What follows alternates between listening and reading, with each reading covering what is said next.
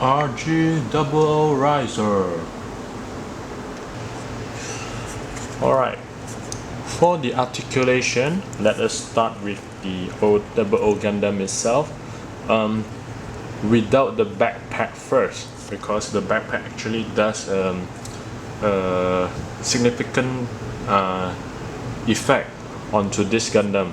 It affects the articulation pretty much, but then O Gundam it's not itself without the backpack, right? Alright, so let us start with the leg. So the ankle, it moves like this. There's quite a movement, and then you see the foot there goes upwards and like this. Okay, beware, the front part of this, at least in my kit, it tends to go out, fall off pretty easily. So I don't know about you guys, but mine was like this. So tell me if you are experiencing the same thing. Comment down below. And then for the leg, this leg is pretty good. So it bends. Sorry, hold on. It bends 180 degree. So if you can see here, there's a fin-like thing that can. You see, it turns as you bend the knee. So I think this is a pretty neat feature. It provides a lot of details for this kit. And then the leg goes in front until this much and goes backwards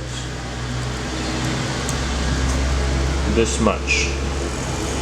Okay, and then the waist of Double Gundam is pretty simple, because it only turns like this. It doesn't go in. It goes up and down, but it doesn't really affect the articulation of the leg. The skirts doesn't really affect it. And then if you see, when I bend to the sides, so it can go this high. And the back skirts, they can move. They can move up. They can move down. Okay, so they can move like this. And then the beam saber holders, they are pretty anime accurate, because you can do like this. It's same as in the anime. And then the waist, it turns like this until this much. Turns this much, and then crunches front a little bit, back a little bit. Okay, and the shoulder, you can see it actually moves a lot. The shoulder is able to move up and down. You see, up and down. But then the hand tends to be very tight. It doesn't want to move most of the time. So oops, let me get that back. So as you can see, the shoulder also tends to fall off pretty easily. But then you see the hands. I think this is as far as it goes. But if with the shoulder, yeah, I think this is as far as it goes. But then it's really tight in my case. I'm not sure about you guys. Let me know if you are experiencing the same thing. So the hand goes up and then more until like here, and here the ankle, it moves. You see, it moves. So the hand, it's on the ball joint,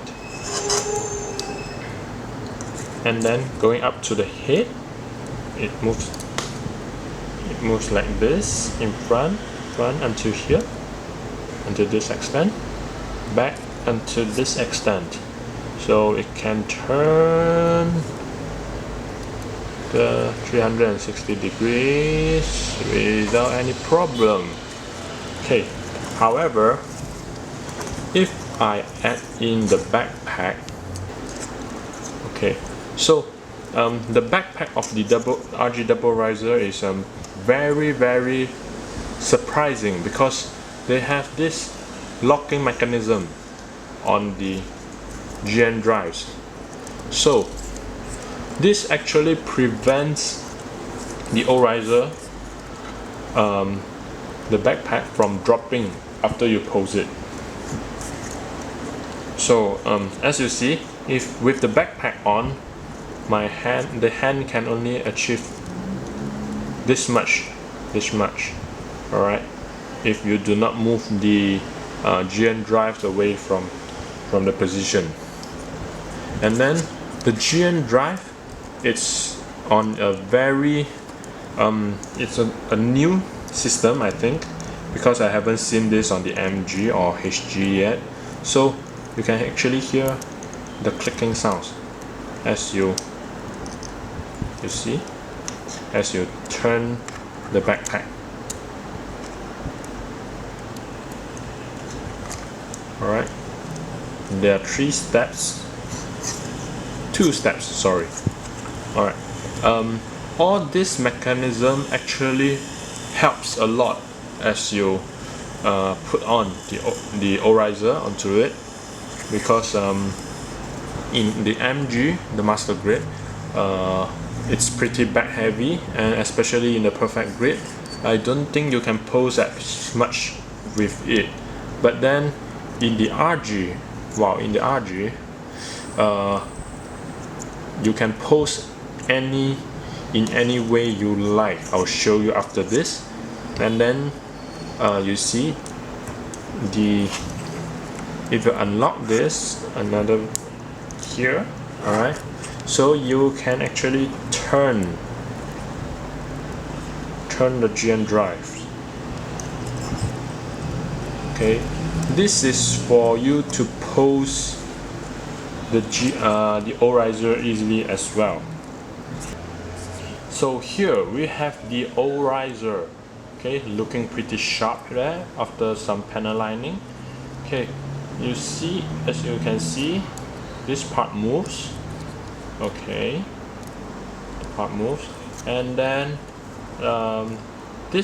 two of these parts, they can actually go further. So it's like turning into a V shape. I think this is some sort of combat mode for the double riser.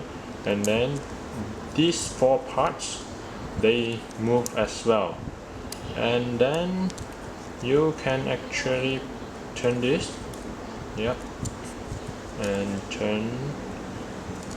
So wow, okay, this looks really sharp, really nice. And then last but not least, okay, this part opens up. You see, one more time. Okay, it has a hidden like a shooter inside. So this part is actually has a green sticker in it. I don't know if you can see that. For the weapons, you are gonna get the full package, including 2 GN Sword 2, a GN Sword 3, 2 GN Beam Sabers, 2 GN Shields, and Beam Effect parts. Other than the full sets of the weapons, you do also get 2 of the GN condensers that are swappable with the GN drives, different sets of hands, the parts that combines the GN swords, landing gears, an extra visor for the O-riser, and 2 minifigures of Setsuna and Saji. To come to a verdict, this is really a solid kit. You are getting a lot of stuffs for the 3000 yen price point. The kit has great posability, and everything will stay in place after you pose it. On top of that, every parts come in a great amount of details. The locking mechanism in the backpack is a great addition to this kit. However, the building experience for this kit is kind of dull, as you are going to have to repeat the steps 2 times for almost every part. Some small parts tend to fall quite frequently, such as the white piece on the chest and those on the ankle. Nevertheless, this is still a good kit. If you are a fan of double O-riser, this is for you. If you have built any other variants of the double O-riser, you should get this too for a solid build. If you have not built any RG kits before, this might be a bit overwhelming and boring, but still it is for you. That's all for today. Thanks for watching, guys. Like if you like the video, comments are always welcomed.